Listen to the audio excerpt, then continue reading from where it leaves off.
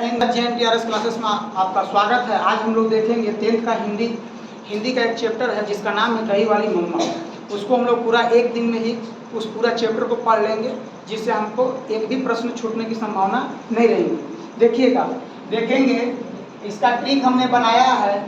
श्रीमान मेरा जन्म 6 जून 1891 ईस्वी में हुआ था। श्रीमान मेरा जन्म 6 जून 1891 ईस्वी में हुआ था और आज मेरा जन्मदिन है। जन्मदिन पर कोलार के कर्नाटक से दही मंगवाने वाला हूँ। यहाँ देखिएगा, इस श्रीमान से हो जाएगा, श्रीमान से आपको हो जाएगा श्रीनिवास, आपको श्रीमान से हो जाएगा श्रीनिवास हो जाएगा, श्रीमान से आपको श्रीनिवास हो जाएगा। उनका जन्म हुआ था 6 जून 1891 ईस्वी में हुआ था। और यहाँ पर जो दिख रहा है दही मंगवाना है, दही मंगवाने से है दही वाली मंगमा। चैप्टर का नाम है दही वाली मंगमा। और देखिएगा, उनका वो जो दही मंगवाने वाला था, कहाँ से मंगवाने वाला था? तो कोलार के कर्नाटक से मंगवाने वाला था। कोलार के कर्नाटक से मंगवाने वाला, यानी कि उनका लेखक का जन्म हुआ था कोलार के कर्नाटक में। इनका पूरा नाम था, श्रीनिवास का पूरा नाम था मस्ती वैकेंटस अंग्यार। अच्छा, अगर वह कर्नाटक के थे तो किस भाषा में बोलते होंगे या किस भाषा में लिखी गई होगी? तो उन्होंने लिखा था कन्नड़ भाषा में लिखा था। अच्छा, इसका प्रमुख पात्र, आपसे 1 नंबर के प्रश्न पूछ देते हैं कि इस चैप्टर का प्रमुख पात्र बताइए। इस चैप्टर का प्रमुख पात्र है मंगमा जो थी क्या बेचती थी? तो मंगमा जो थी दही बेचती थी। आगे हम लोग को पढ़ना लिखा हुआ है इसमें। अब ये कहानी का प्रमुख पात्र मंगमा है और इसकी बहू के नाम थी नंजमा। इसका बहू का नाम था नंजमा नाम था। अच्छा, नंजमा नाम था। अब देखिएगा, मंगमा क्या बेचती थी? तो मंगमा दही बेचती थी। यहाँ पे लिखा हुआ है मंगमा क्या बेचती थी? तो मंगमा दही बेचती थी।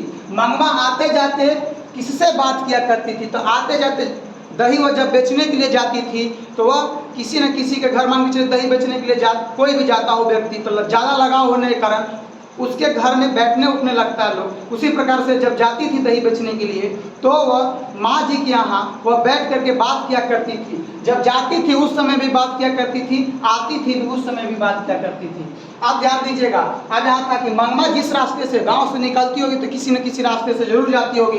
तो जिस रास्ते से वो जाती थी उसके बीच में ही एक कुआं पड़ता था। उस कुआं का नाम था अमराई का कुआं। उस कुआं का नाम था अमराई का कुआं। मंगमा और नंजमा का विवाद। अच्छा, मंगमा अगर मान के चलिए सपोज डेट आज को देखते हुए चले तो बहू और सास में विवाद हो ही जाता है। उसी प्रकार से उस समय भी होता था। उन लोग के बीच में सिर्फ इस बात को लेकर विवाद था, क्योंकि हर बात पर नंजमा अपने बेटे को पिटा करती थी, लेकिन मंगमा को शोभा नहीं देता था।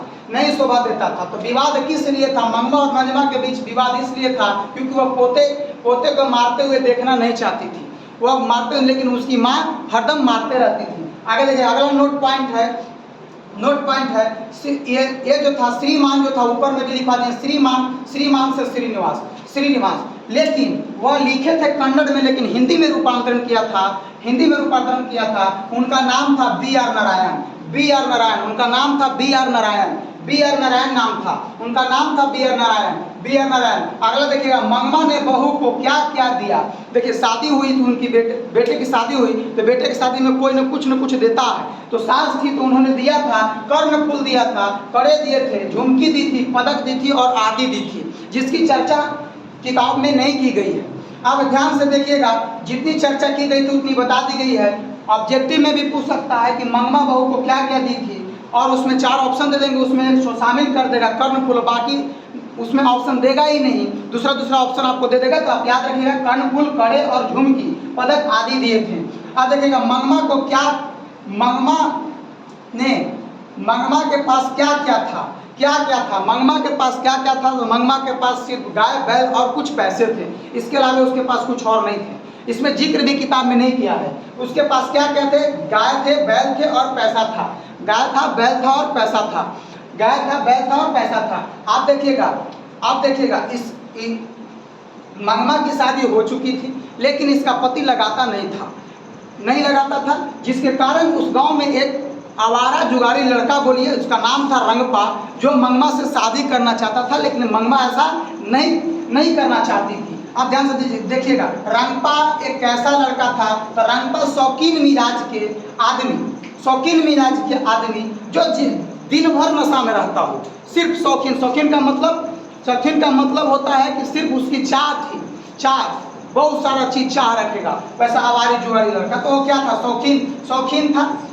शौकीन था और क्या था, वह जुआरी लड़का था। आपसे 1 नंबर प्रश्न में पूछ देगा कि रंगपा कैसा था, तो जुआरी लड़का था। और मंगमा किसके पास, रास्ते में किसके पास पैसा रखने की बात करती है, मंगमा किसके पास पैसे रखने की बात करती है। तो मंगमा जब जाती थी दही बेचने के लिए तो माँ जी के यहाँ बैठा करती थी, दुख सुख बात किया करती थी। तो मंगमा ने कहा कि हम अपना पैसा जो है हम आपके पास रख देते हैं, माँ जी के पास रख देते हैं। लेकिन माँ जी ने उनको मना कर दिया था। यही कुल कहा जाए तो इसका सारांश मैं दे दिया हूँ। लेकिन थोड़ा सा देखिएगा, मंगमा का घर कहाँ था, अवलूर के पास था। मंगमा का घर कहाँ था, अवलूर के पास था। और वह क्या बेचती थी, दही बेचा करती थी। दही बेचा करती थी। मंगमा आते जाते किससे बात किया करती थी, तो माँ जी से बात किया करती थी। और मंगमा और जो नंगमा में जिस बात के लिए विवाद था, मारने के लिए विवाद था, तो वो विवाद आखिर सुधरा कैसे, तो पोता जो था वह छिप कर माँ से आंख बचा करके और दादी से मिलने के लिए आया करती थी। क्योंकि दादी उसको जब भी आया करती थी दही बेच करके, तो उसके लिए कुछ न कुछ मिठाई लेकर के आया करती थी। और इसमें कुछ ज़्यादा पढ़ना नहीं है, और जो था आप इतना से आपको क्वेश्चन ज़्यादा नहीं पूछेगा। चलिए, जय हिंद।